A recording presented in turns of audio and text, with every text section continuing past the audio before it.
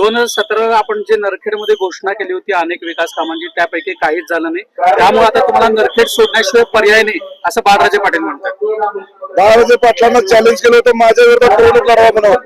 तुम्हाला असं म्हटलं होतं की तुम्ही अनगर सोडा, मी नरखेड सोडतो. तुम्ही एवढे मोठे कारखानदार आहात, खानदानी पाटील आहात, 3-3, 4-4 पिढ्याची तुमच्याकडे आमदारकी आहे, 40 वर्ष तुमच्याकडे सत्ता आहे, अख्ख्या मोहोळ तालुक्याचे मालक म्हणून घेता.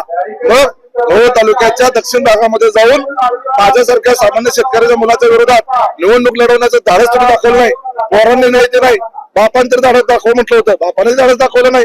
याचा अर्थ हे पळकुटे आहेत. हे निवडणूक लढवायला का घाबरतात? कारण यांना माहित आहे की ते स्वतः जरी माझ्या विरोधात उभारले तरी त्यांचा पराभव होणार आहे आणि त्यामुळे पराभवाला घाबरून त्यांनी उमेदवारी अर्ज माझ्या विरोधात भरलेला नाही. आम्ही संबंध तालुका नजरेसमोर ठेवून काम करतो. फक्त नरखेड आणि नरखेडचा भाग असा संकुचित विचार करत नाही. त्यांनी फक्त संकुचित विचार केला, त्यांनी फक्त अनगरण त्यांचा भाग असा संकुचित विचार केला, म्हणून तो भाग सोडून मोहोळच्या दुसऱ्या भागात जाऊन त्यांना निवडणूक लढवण्याचं धाडस झालेलं नाही. तालुक्यात 6 तारखेला सगळीकडे कमळ दिसेल असं देखील त्यांनी म्हटलेलं आहे. आता आजची अर्ज भरायला गर्दी बघितली, 10,000पेक्षा जास्त जनसमुदाय आमचा अर्ज भरण्याच्या करता आज एकवटला होता.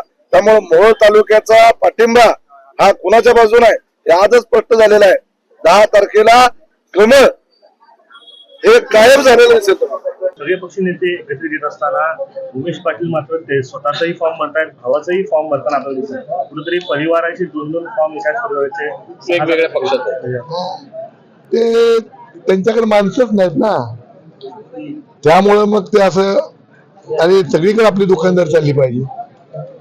आमच्याकरता कार्यकर्ता आहे ह्याची नाळ मतदारांशी आहे, ह्याची नाळ तालुक्याच्या विकासाची आहे. पुढचे जे लोक आहेत यांची तालुक्याच्या विकासाची नाळ नाही.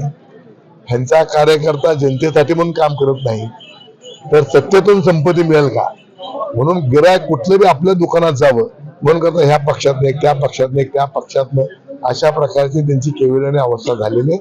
लोक आता ओळखतात सगळं. अनगरकरांच्या विरोधातच ही निवडणूक असल्याचं सांगतायत उमेश पाटील. त्यांना अनगरकरांचं बोलल्याशिवाय करमतच नाही.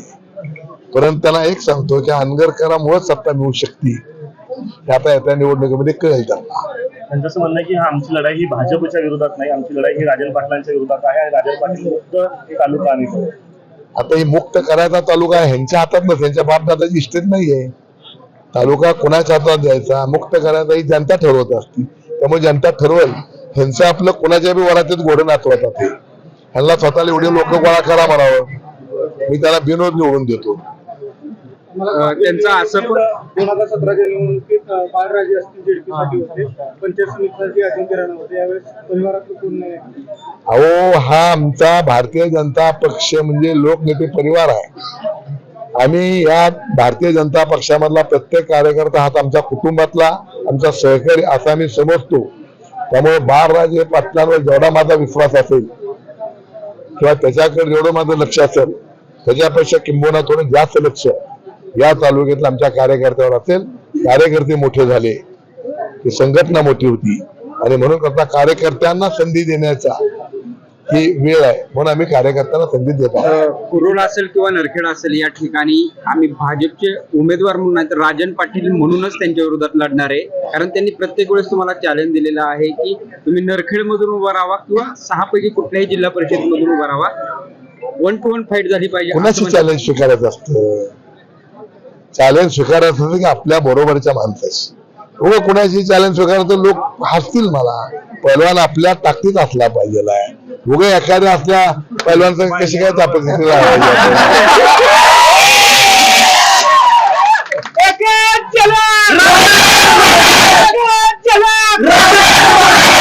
त्यामुळे कुस्ती करायची असते ती आम्ही पहिलवान बघून करायची असते. आता जोकासू STP या अत्याधुनिक जॅपनीज तंत्रज्ञानाने सुसज्ज, quick installation, energy efficient, noiseless blowers, low maintenance या आणि अशा वैशिष्ट्यांनी परिपूर्ण जोकासू STP तंत्रज्ञान प्रकल्प उभारणीपासून ते विक्री पश्चात समाधानकारक सेवा देणारी, भारताबरोबरच परदेशात देखील प्रकल्पांची यशस्वी उभारणी करणारी company Deccan water treatment private limited.